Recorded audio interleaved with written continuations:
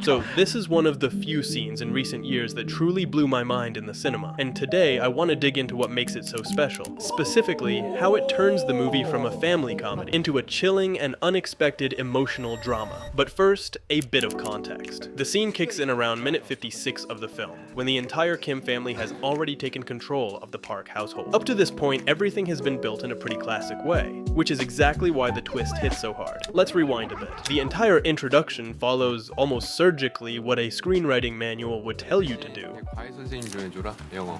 Around minute 10, Kyu-woo's friend suggests he take over as an English tutor for a wealthy girl, which is the inciting incident. Then by minute 15, we hit the first plot point, the moment we enter the second act, as Kyu-woo steps into a new world, the Park family's house. And from here on, the movie becomes all about how Kyu-woo adapts to it, but more importantly, how each member of the family slowly manages to land a job inside the house. After all, even though we uncover things bit by bit, we don't actually know the family's full plan, not at first. And we certainly don't know how they're going to pull it off. The characters do, and the fun of it all lies in discovering it. And this is where an important concept comes into play, what David Bordwell calls a flaunted gap. Basically, it's a gap in information that the film openly points out to the audience. We know there's something we don't know, and that not knowing becomes part of the tension. But what's interesting is how, as the film progresses, the nature of those gaps completely changes. In the first half, they revolve around how the Kims are going to embed themselves in the household, and we're invited to watch them pull it off. 그런 여자를 도려내려면 우리도 뭔가 준비를 해야겠다. As viewers, we're placed above the Park family, but below the Kims, since at first we don't know their full plan. And that dynamic stays in place until we reach this scene, which is the moment where all the mysteries seem to be resolved, and where the key is that the script flips that hierarchy. Suddenly, we're on the same level as the Kims, with a false sense of security. But the trick is, we'll soon be reminded that we're actually beneath the narration itself, because when the doorbell rings, neither they nor we know who's on the other side. And just like that, our experience aligns with their point of view. And what I want to dive into is how these subtle narrative tricks are what make Bong Joon-ho a true master of genre. The kind of director who, like in this very shot, can make you laugh and cry at the same time. And who's able to craft a film that includes scenes like this,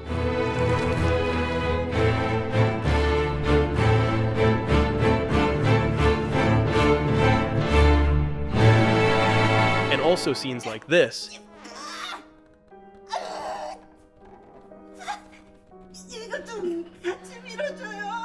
and somehow makes them coexist perfectly. In case you don't remember, the first one is the climax of a comedic montage, where the Kim family pulls off an elaborate scheme to get the housekeeper fired, and they do it by making Mrs. Park believe she's seriously ill. 집에 다송이 같은 어린애도 있는데 결핵 환자가 부엌에서 설거지하고 음식도 만들고 침도 튀기고.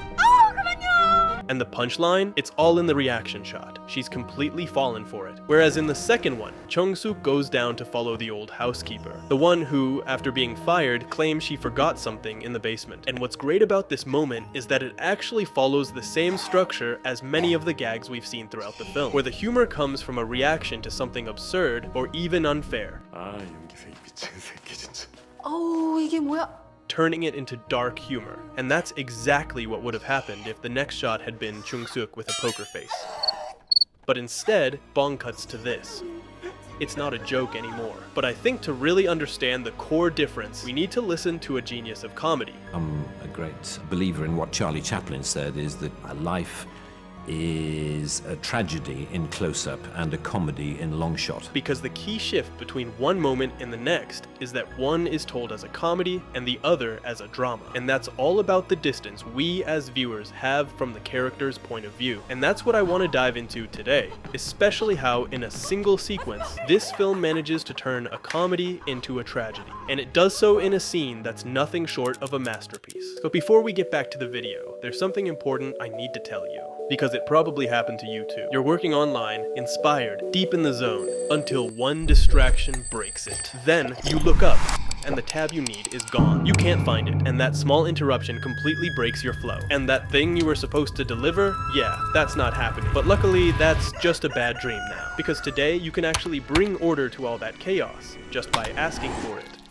Well, that's one of the things I love most about using Opera. A browser packed with tools that make your online experience smoother and your digital workspace far more organized. And I mean that in every sense. Take Aria, for example, Opera's built-in AI tool. You can use it to generate images, analyze them, or even assist you with your writing. And the best part, you can open it right from the command line, just by pressing Ctrl/ and ask it anything, from finding information to sorting your windows into tab islands. A super useful feature that lets you group your tabs for a more organized browsing experience, where you can collapse and expand them whenever you need. And that's what I love about Opera. It's a browser that adapts to you, not the other way around. Like being able to split your screen just by dragging a tab, so you can take notes while reviewing documents, or even during a video call. Or take the video pop-out feature, which I use all the time, because it lets me keep editing outside the browser while watching whatever I want. And in the same spirit, it also has this cool floating music player where I can control my music while I work, which supports all the major platforms.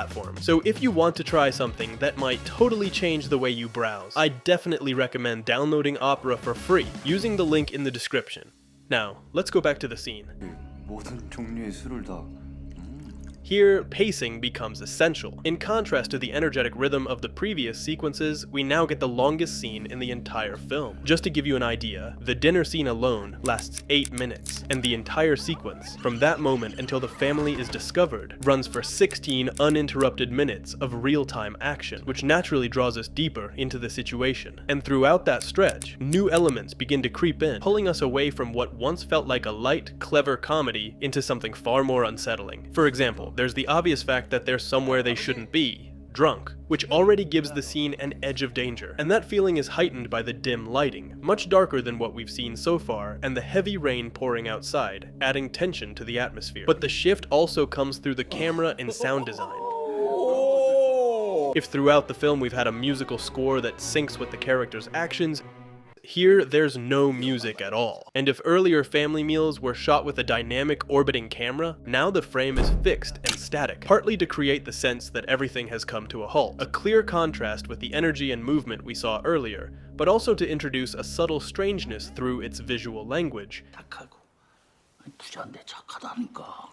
부자인데 착해가 아니라 부자니까 착한 거지. 뭔 소리인지 알아? And when it does move, it does so in tight shots that pan slowly on their own axis. It's no longer a theatrical choreography. Now it feels like we're secretly spying on the situation. 부자들이 원래 순진해 꼬인 게 없고 부자 집은 또 애들이 구김살이 없어. 대림이야 대림이.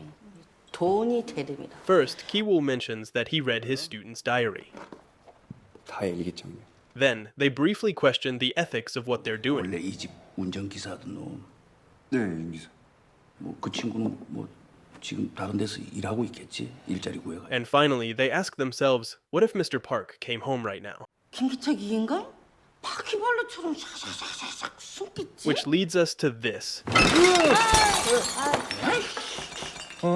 왜 그래요?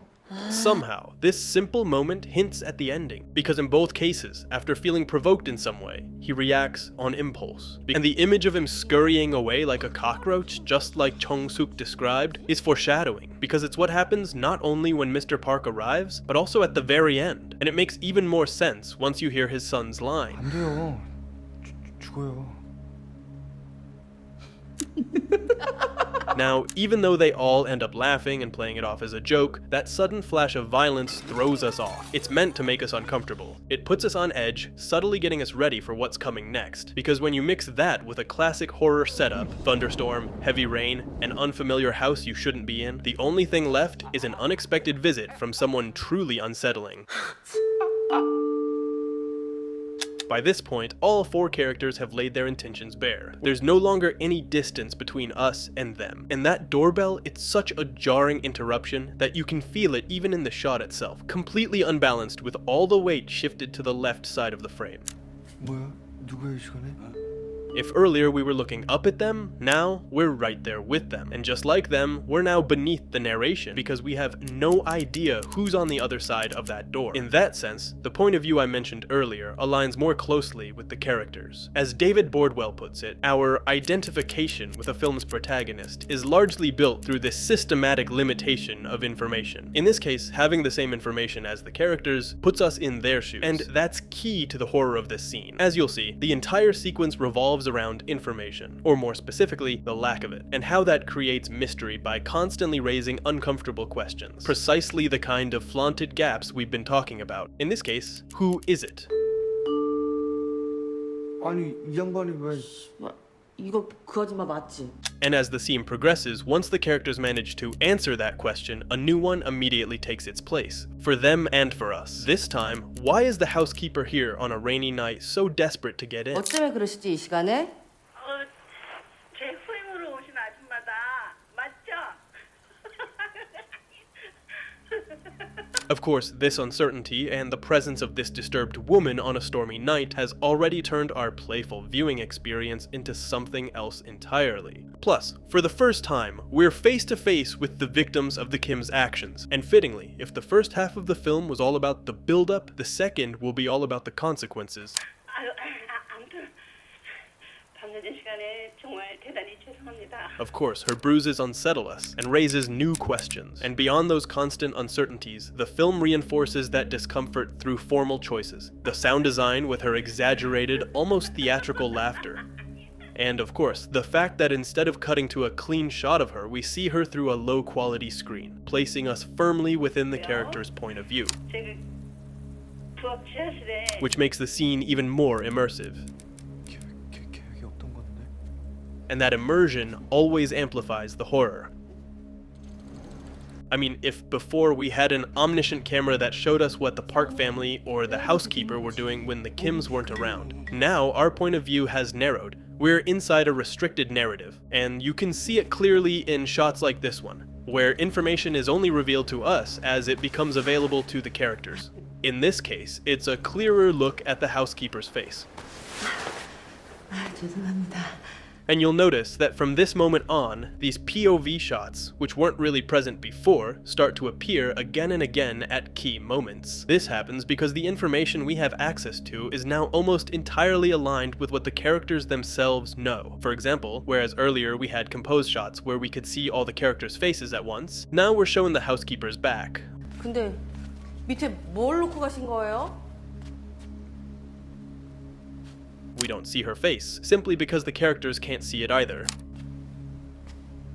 같이 내려가 보시겠어요? Now the question and the gap has shifted to, what did she forget? And when that question goes unanswered, the director inserts a quick shot of the security camera, with its cable cut, raising yet another question while also triggering a sense of danger. And that feeling intensifies as the characters begin to descend into a dark space, the basement. At this point, the house itself starts to look different. What was once bright and open now feels darker, heavier with shadow.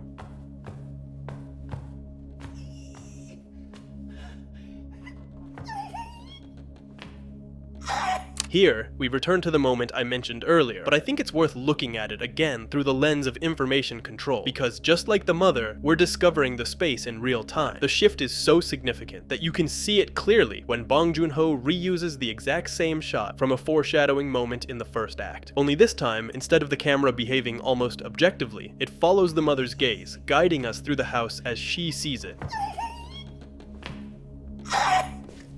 And like I said before, what might have made us laugh earlier now unsettles us. 이거 좀 같이 밀어줘요. Thanks to the mother's reaction shot. And the same goes for when the housekeeper finally moves the cabinet. A moment that could easily play like slapstick, her body straining, slipping, is now experienced as something painful and disturbing. That's partly because of how the sound and the camera respond emotionally. If before the camera felt distant and impartial, observing physical comedy from afar, now it stays close, adapting to the character's subjectivity. And of course, this reaches its peak once the cabinet is fully moved. The camera no longer glides with the choreographed elegance we saw earlier. It moves like a person, like another character, shaky and unsure. And as we move down that hallway, a bigger question takes hold of us. What's on the other side? Of course, the answer marks the moment when the film truly splits in two. If, Up to this point, the protagonists seem to be the parasites infiltrating the house. Now the roles are reversed. But what's even more fascinating is how simply through the management of information and carefully timed revelations, our entire perspective shifts. Especially because what follows is a confrontation between the two families, where, once discovered, the Kims find no other solution but violence. It's either them or the others, as if it were survival of the fittest. We're forced to watch as these people are pitted against each other in order to assert dominance. 거진다 오신 건가요? 8분 후 도착으로 나오네, 내비에는. And for a moment, Bong Joon-ho manipulates us again, flirting with the idea of returning to something playful and comedic. Once again, Bong uses a montage of the family working together as a team. 야, 이거. Just like the one he used when they got the housekeeper fired, which once again ends with the Kim family victorious and the housekeeper harmed. Only this time, it leads to a much darker outcome. From this point on, the film has crossed a threshold, and there's no going back. And this recontextualizes everything we've seen so far, especially when it comes to the injustices committed against the Park family's workers. It doesn't just shift the direction of the story, it shifts the tone. And I don't think this is just a clever storytelling trick to keep the audience entertained. It speaks to what I believe is the true heart of Parasite, challenging us to reflect on our role within the machinery of the system. And one of the most powerful ways to do that is through cinema, using it as a tool to train something we often lack. 오늘 하늘 완전 파랗고 미세먼지 제로잖아. 어제 비 왕창 온 덕분에. The ability to see things through a different lens. That's why it matters so much that for one family, the rain feels like a blessing. 비 안 왔으면 어쩔 뻔했냐고요. While for the other, it's almost a divine punishment. And from here on, the director places much more emphasis on how the Park family treats their employees. 마지막 해가 아직 자요. 그냥 뭐 이게 일의 연장이라고 생각하시고. These aren't necessarily acts of cruelty, but rather the kind of everyday behaviors you or I might be guilty of without even realizing it. All of this, of course, leads to the final climax, one that's shocking not just because of what happens, but because of the coldness with which it unfolds. But for me, what's most interesting is how the film returns to the idea of point of view. In this moment, we get the most subjective shots in the entire film. From Kim's perspective, the camera quite literally steps into his shoes, and we're forced to witness his tragedy, and that of everyone else, from his perspective. Because if distance had once allowed us to laugh, this time the closeness is so overwhelming that the experience can't become anything other than bittersweet.